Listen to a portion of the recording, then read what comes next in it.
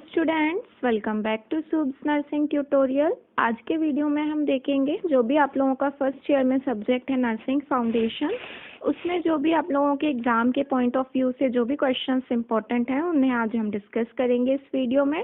सबसे पहले यदि आप हमारे चैनल पर नए हैं और आपने हमारा चैनल सब्सक्राइब नहीं किया है तो प्लीज़ हमारा चैनल सब्सक्राइब कर लीजिए। आपको हमारे चैनल पर नर्सिंग से रिलेटेड सारी अपडेट मिलती रहेगी। साथ ही साथ आप यदि प्रीवियस ईयर क्वेश्चन पेपर्स देखना चाहते हैं या इम्पोर्टेंट टॉपिक्स देखना चाहते हैं तो आपको हमारे चैनल पर मिल जाएंगे। चलिए तो हम वीडियो स्टार्ट करते हैं। आप यहाँ पर देख सकते हैं जो आपका सबसे पहले मोस्ट इम्पॉर्टेंट क्वेश्चन है फंडामेंटल में। तो आप सबसे पहले तो नर्सिंग की जो डेफिनेशन है उसे अच्छे से लर्न कर लीजिएगा। नर्सिंग की डेफिनेशन जो है एग्जाम में पूछी जाती है। देन क्वेश्चन नंबर 2 देख लीजिए, definition and characteristics of a nursing profession. Nursing profession की आपको डेफिनेशन एंड कैरेक्टरिस्टिक्स पता रहना चाहिए। देन क्वेश्चन नंबर 3 यहाँ पर आप देख सकते हैं, कंसेप्ट ऑफ हेल्थ। आपको हेल्थ का जो भी कंसेप्ट दिया गया है आपकी नर्सिंग फाउंडेशन की बुक में, आप उसे अच्छे से लर्न कर लीजिएगा। क्वेश्चन नंबर 4 में यहाँ पर आप देख सकते हैं, types and functions of hospitals. Hospitals के कितने टाइप्स हैं, क्या क्या फंक्शंस हैं, इस पे भी क्वेश्चन बन जाता है, इसलिए आप इसे भी अच्छे से लर्न कर लीजिएगा। फिर जो नेक्स्ट है मोस्ट इम्पॉर्टेंट क्वेश्चन है, that is qualities and functions of a nurses. Qualities पूछ ली जाती हैं एग्जाम में, कई बार पूछी गई हैं, इसलिए क्वालिटीज एंड फंक्शंस आप अच्छे से लर्न कर लीजिएगा। उसके बाद फिर से जो मोस्ट इम्पॉर्टेंट क्वेश्चन है दैट इज एथिक्स। एथिक्स से आपको definition and code of ethics पे क्वेश्चन बनता है। ये मोस्ट इम्पॉर्टेंट क्वेश्चन है। जितने भी कोड ऑफ एथिक्स दिए गए हैं आपकी बुक में आप उसे अच्छे से लर्न कर लीजिएगा, एक क्वेश्चन एग्जाम में से पूछा ही जाता है। उसके बाद जो नेक्स्ट इम्पॉर्टेंट क्वेश्चन है that is admission procedure. Admission की क्या क्या प्रोसीजर होती है, जब हमारे वार्ड में पेशेंट आता है हम उसे किस तरीके से एडमिट करते हैं, क्या क्या प्रोसेस होती है उस टाइम पर, उस ड्यूरेशन में, हमें वो पूरी अच्छे से पढ़ना है आप लोगों को। उसके बाद जो नेक्स्ट है डिस्चार्ज की प्रोसीजर। डिस्चार्ज की प्रोसीजर भी आप अच्छे से पढ़ लीजिएगा। साथ ही साथ जो भी टाइप्स ऑफ डिस्चार्ज हैं, लामा डामा जितने भी टाइप्स दिए गए हैं आपकी बुक में वो सारे ही टाइप्स आप अच्छे से पढ़ लीजिएगा, टाइप्स भी पूछ लिए जाते हैं। उसके बाद जो नेक्स्ट इम्पॉर्टेंट क्वेश्चन है that is nursing process. Nursing process की जितनी भी स्टेप्स हैं आप उन्हें अच्छे से लर्न कर लीजिएगा, इस पे भी एक क्वेश्चन बनता ही है। फिर उसके बाद जो नेक्स्ट इम्पॉर्टेंट क्वेश्चन है that is recording and reporting. Recording and reporting में से जो types, purpose and methods of recording है आप इनमें से एक ना एक क्वेश्चन बनता ही है। ये करंट है रिकॉर्डिंग में जो टाइप, पर्पस एंड मेथड्स हैं रिकॉर्डिंग की वो एग्जाम में पूछी जाती है। नेक्स्ट क्वेश्चन देख लेते हैं। उसके पहले यदि आपने हमारा वीडियो अभी तक लाइक नहीं किया है तो प्लीज़ वीडियो को लाइक कर दीजिएगा। चलिए तो क्वेश्चन देख लेते हैं। Vital sign. वाइटल साइंस जो है ये भी बहुत इंपॉर्टेंट है। इसमें जो temperature, pulse, respiration, blood pressure and pain जो है, जितने भी वाइटल साइंस हैं इनकी डेफिनेशन पूछ ली जाती है। और फिर उसके साथ साथ जैसे टेम्परेचर है तो आप इसके टेम्परेचर में यदि टेम्परेचर इंक्रीज हो रहा है और डिक्रीज हो रहा है तो आप उसके लिए जो भी टर्मिनोलॉजी है, हाइपोथर्मिया, हाइपरथर्मिया, ये सब चीज़ें आप अच्छे से पढ़ लीजिएगा। इन पे भी जो है शॉर्ट नोट्स पूछ लिए जाते हैं। फिर उसके बाद टाइप्स ऑफ पेन भी आप अच्छे से पढ़ लीजिएगा, टाइप्स ऑफ फीवर भी आप अच्छे से पढ़ लीजिएगा। फिर उसके बाद जो नेक्स्ट इम्पॉर्टेंट क्वेश्चन है that is biomedical waste management. ये बहुत इंपॉर्टेंट क्वेश्चन है, इस पर आपका एक क्वेश्चन बनता ही है। फिर उसके बाद जो नेक्स्ट इम्पॉर्टेंट क्वेश्चन है that is rights of medication administration.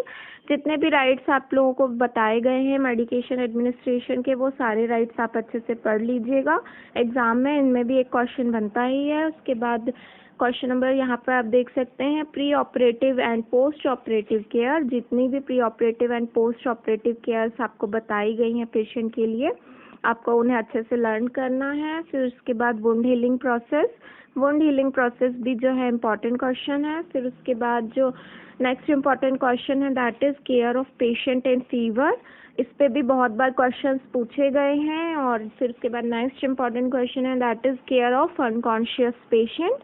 ये सारे ही क्वेश्चंस बहुत इंपॉर्टेंट हैं, आप इन्हें बहुत अच्छे से लर्न कर लीजिएगा। फिर इसके बाद जो नेक्स्ट इम्पॉर्टेंट क्वेश्चन है that is care of terminally ill patient. ये क्वेश्चन भी बहुत इंपॉर्टेंट है। यदि आप प्रीवियस ईयर क्वेश्चन पेपर देखना चाहते हैं नर्सिंग फाउंडेशन के, तो मैंने 2018 और 2020 का क्वेश्चन पेपर अपने चैनल पर अपलोड किया है। आप मेरे चैनल पर जाकर देख सकते हैं, आपको आइडिया भी लग जाएगा कि किस टाइप से क्वेश्चन पेपर एग्ज़ाम में आता है। और बहुत सारे क्वेश्चंस जो हैं मैंने प्रीवियस ईयर क्वेश्चन पेपर देखकर ही लिए हैं, तो आप वहाँ पर भी जाकर देख सकते हैं क्वेश्चंस। फिर उसके बाद यहाँ पर नेक्स्ट क्वेश्चन देख लीजिए जो इम्पोर्टेंट है दैट इज़ हॉलिस्टिक मॉडल। ये भी एग्जाम में पूछा गया है।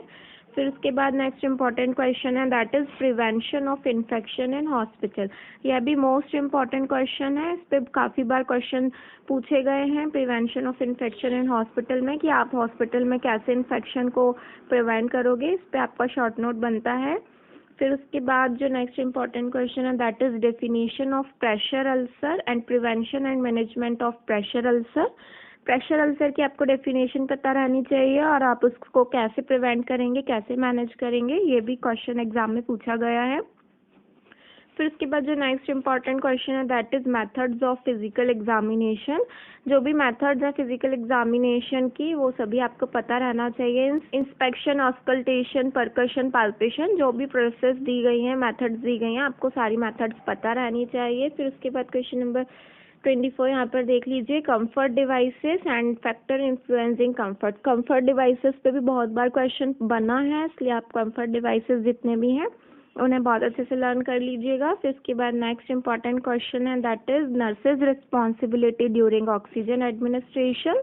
ऑक्सीजन एडमिनिस्ट्रेशन के ड्यूरेशन में नर्सेज की क्या क्या रिस्पॉन्सिबिलिटी रहती हैं, आपको सारी नर्सेज रिस्पॉन्सिबिलिटी अच्छे से पता रहना चाहिए। और भी बहुत सारी जो भी आप प्रोसीजर परफॉर्म करते हैं पेशेंट के ऊपर, तो आपको उन सभी की नर्सेज रिस्पॉन्सिबिलिटी पता रहना चाहिए। वो किसी भी प्रोसीजर पर आपको नर्सेज रिस्पॉन्सिबिलिटी पूछ ली जाती है, ठीक है।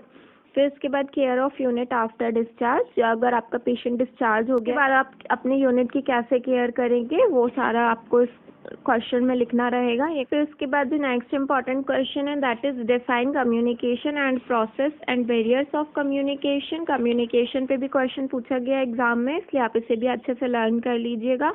उसके बाद जो मोस्ट इम्पॉर्टेंट क्वेश्चन है that is principles of bed making. Bed making पे भी क्वेश्चन बनता है, इसलिए आप जितने भी प्रिंसिपल्स हैं बेड मेकिंग के सभी अच्छे से लर्न कर लीजिएगा। फिर उसके बाद most important question that is purpose of documentation.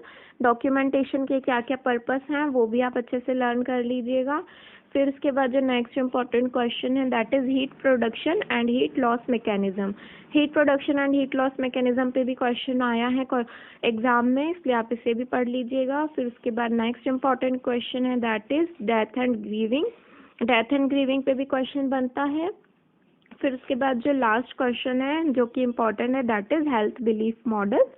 आप ये सारे क्वेश्चंस अच्छे से पढ़ लीजिएगा। जितने भी क्वेश्चंस आज मैंने आपको वीडियो में बताए हैं ये सारे ही क्वेश्चंस एग्जाम के पॉइंट ऑफ व्यू से बहुत इंपॉर्टेंट रहने वाले हैं। यदि आप इतने क्वेश्चंस भी अगर अच्छे से लर्न कर लेते हैं तो आप एग्जाम में काफ़ी अच्छे मार्क्स लेकर आ सकते हैं। आई होप आपको मेरा वीडियो पसंद आया होगा। यदि आपको मेरा वीडियो पसंद आया हो तो प्लीज़ मेरे वीडियो को लाइक कर दीजिए, अपने फ्रेंड्स के साथ शेयर कीजिए, और यदि आपने हमारा चैनल सब्सक्राइब नहीं किया है तो प्लीज़ चैनल को सब्सक्राइब कर लीजिए। Thank you.